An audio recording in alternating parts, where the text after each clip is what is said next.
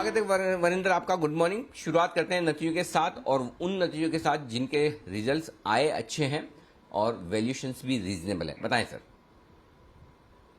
Good morning sir. मेरे हिसाब से कमेंट्स का नंबर अच्छा आया था sir. I think most of the utility companies have not done that great in this quarter, but comments stood out for me. I think बहुत tough quarter है sir, quarter one. Covid का second Covid wave का impact हमने बहुत सारी companies पे देखा है। बट अगर कमेंट्स का देखें, आई थिंक जो भी एक्सपेक्टेशन थी उससे कम से कम 5 या 10% उन्होंने अच्छा किया। The good thing is sir कि इसका डोमेस्टिक रेवेन्यू भी है और एक्सपोर्ट रेवेन्यू भी है। तो इसलिए क्या है कि अगर डोमेस्टिक अच्छा नहीं करता तो एक्सपोर्ट अच्छा करता है। तो एक्सपोर्ट का सेल्स इस बार 144% वाई ऑन वाई ऊपर था और डोमेस्टिक का 140% ऊपर था। मार्जिन भी सर 12.5% आए, which is in line with quarter quarter. और वाई ऑन वाई तो इट वॉज ओनली 0.4%। अभी भी ये सर स्टॉक कुछ 28 टाइम पे ट्रेड करता है by 23 earning, so not very expensive stock. But at least in that space, utility space, हमने बहुत कंपनीज नहीं देखी कि हाँ भी कुछ उस तरीके से परफॉर्म किया। सीएसई सर, डिस्क्लेमर, मैंने आपके चैनल पे बीआरएस में इस कंपनी को बोला हुआ है, we are buyers, we have advise to clients. I think revenue growth was one thing which stood out for me. Revenue growth बहुत तगड़ा हो रहा है अगेन। हमने मेरे ख्याल में बहुत टाइम के बाद देखा है कि क्योंकि डिस्ट्रीब्यूशन कंपनीज का रेवेन्यू ग्रोथ इतना अच्छा हुआ है। यही इशू था कि सेकेंड वेव के कारण तो आपका इंडस्ट्रियल हुआ या कमर्शियल हुआ, जो भी इनके बिजनेस पार्टनर्स है उनका कहीं ना कहीं एटलीस्ट कमर्शियल का इम्पैक्ट होगा। बट रेवेन्यू वो कहीं दिखा नहीं, क्योंकि रेवेन्यू 11% ऊपर था क्वार्टर क्वार्टर। और distribution business was not impacted जिस तरीके से फेयर था मार्केट में। मार्जिन थोड़े से कमजोर हुए quarter quarter, Y on Y same है। इसलिए क्योंकि उनका जो कॉस्ट ऑफ इलेक्ट्रिसिटी परचेज है सर, वो कुछ 600 करोड़ से 870 करोड़ चला गया। तो 250 270 करोड़ का इम्पैक्ट वहां पे हुआ। कॉस्ट ऑफ फ्यूल कम से कम 70-80 करोड़ बढ़ गया।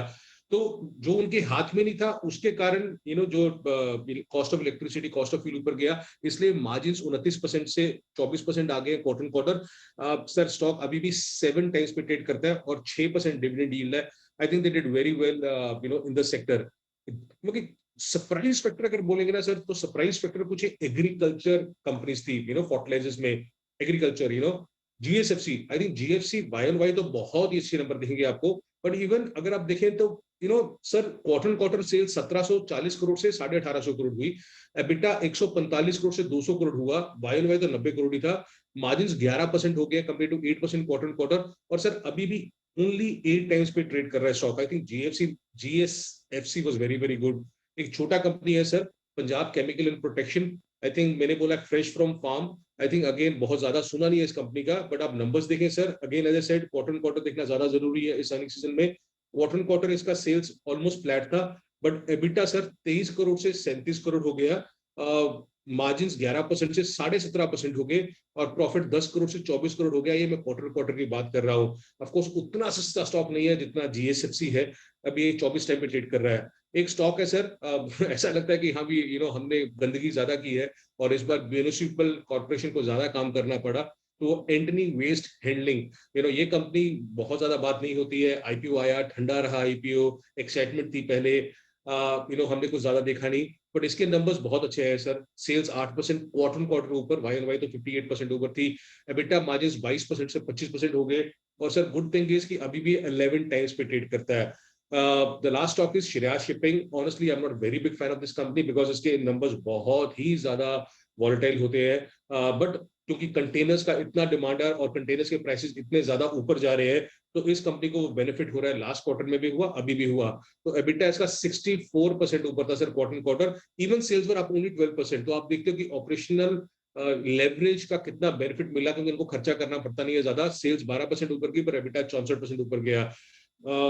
इट्स इंपॉर्टेंट टू से सर कि मार्च 2020 में इसका 66 करोड़ का लॉस हुआ था।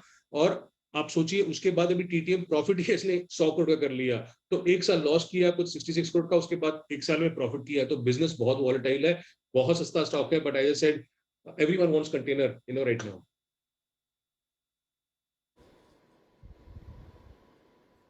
ओके, तो ये सारे स्टॉक्स हैं जहां पर एक्शन भरपूर है अच्छे नतीजों का। लेकिन जो जिस कंपनी की आप बात कर रहे थे Varinder, Punjab chemicals and crop protection की, उसका नाम कम सुना है। मैं बता दूं, ये स्टॉक जिसके रिजल्ट्स आपको मजबूत नजर आ रहे हैं, ये हमारा एसआईपी स्टॉक रह चुका है। इस पर पूरी रिसर्च करके हमारी टीम ने इसे रिकमेंडेशन में डाला हुआ भी है। तो बेहतरीन क्वालिटी का स्टॉक है और जहां पर रिजल्ट्स बहुत ही दमदार आते हुए दिखे हैं। तो ये है मजबूत नतीजे, वैल्यूएशंस रीजनेबल। नतीजे अच्छे हैं लेकिन शेयर हो चुके हैं महंगे। इस लिस्ट में भी देख लेते हैं कौन से स्टॉक्स और साथ ही कमजोर नतीजों वाली लिस्ट भी बताएं वरिंदर। सर बहुत सारी फार्मा कंपनीज ने बहुत तोड़फोड़ नहीं की है। ऑफ कोर्स सन फार्मा ने अच्छा किया था, सिप्ला ने अच्छा किया था, बट मिड कैप फार्मा में I think Indigo remedy stood out for me. I know इसके रिजल्ट्स मार्केट आज में आगे थे सर, बट नंबर्स काबिलियत तारीफ है। 18% से 22% मार्जिन हो गया सर अभी इसका क्वार्टर क्वार्टर। 25 करोड़ से 40 करोड़ इसका प्रॉफिट हो गया quarter quarter. Y on Y तो 17 करोड़ ही था। I think they are doing exceptional work और अच्छे से अच्छे काम कर रहे हैं ये इंडिगो रेमेडीज। और अभी थोड़ा महंगा स्टॉक है सर, 35 टाइम्स पे ट्रेड करता है, तो it's not, you will find Sun Pharma trading around 20-25 times. तो इंडिगो रेमेडीज उस कैटेगरी में है। But I like the way they have transform this company, so that is there. Week results में sir जो जो मुझे डिसअपॉइंट किए, Bata India sir. I know कि हाँ भी एवरीवन इज सेइंग कि भैया जो इतना एक्सपेक्टेशन था उससे अच्छे नंबर आए हैं, बट सर मैं आपको एक डेटा देता हूँ, क्योंकि इस बार उसने एबिटा लॉस किया, लोग बोले थे एबिटा लॉस ज्यादा आएगा। सर मार्च 2021 में इसका नेट लॉस 90 करोड़ है, ठीक है। कंपनी ने हाईएस्ट प्रॉफिट अपनी हिस्ट्री में 330 करोड़ का किया, 330 करोड़ का 2020 में किया था।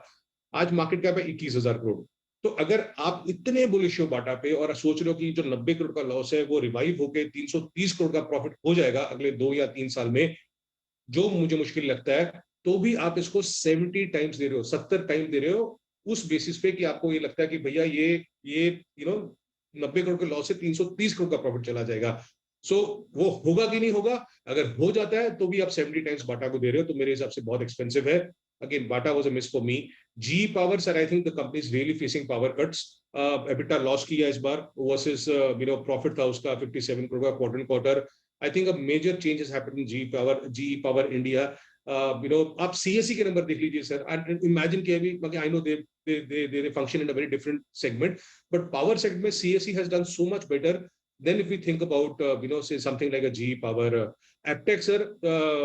I know everyone is fascinated कि आरजे सर का promoter है and everything, but honestly running a business is very different from investing or trading. तो Aptech इस क्वार्टर तो खराब ही था, EBITDA 67% डाउन था sir quarter quarter, sales 33% down थी क्वार्टर क्वार्टर।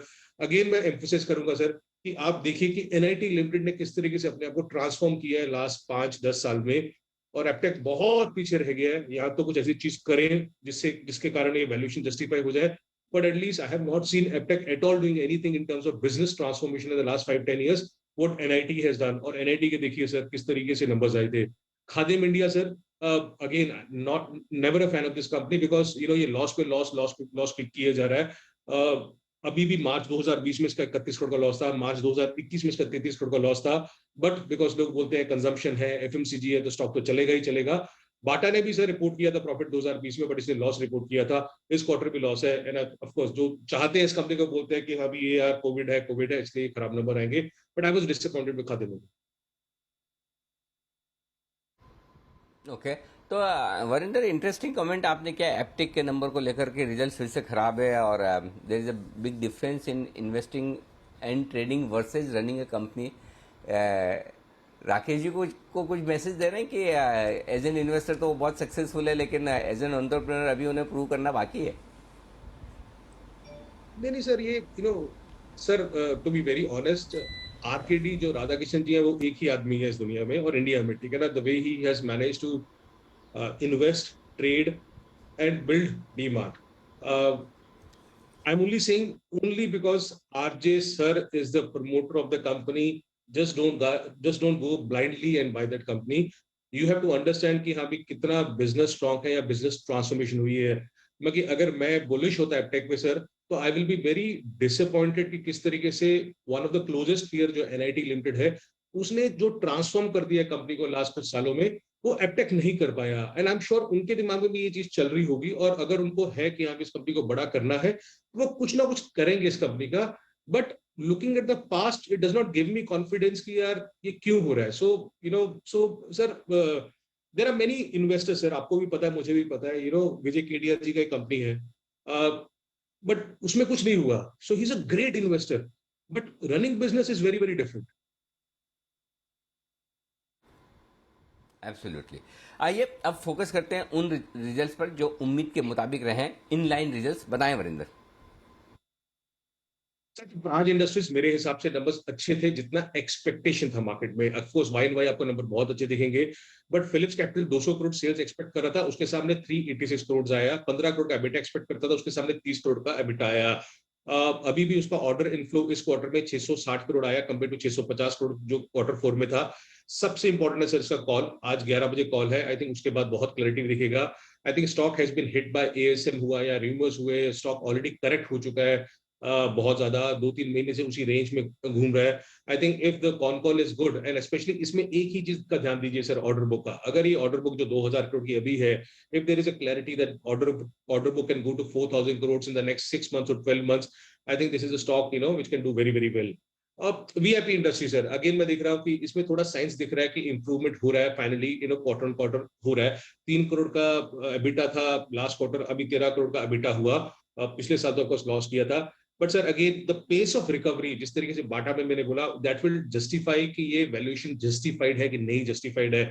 आज 5,500 करोड़ पे सर इसका मार्केट कैप है। इसने सबसे अच्छा जो प्रॉफिट अर्न किया था ना प्री कोविड, वो 145 करोड़ था सर। आज के टाइम पे 45 करोड़ का ये टीटीएम लॉस करता है। So now we are assuming कि ये 45 करोड़ के लॉस से 145 करोड़ का प्रॉफिट कर देगा। नाउ 2 साल में करे, 3 साल में करे, आई डोंट नो।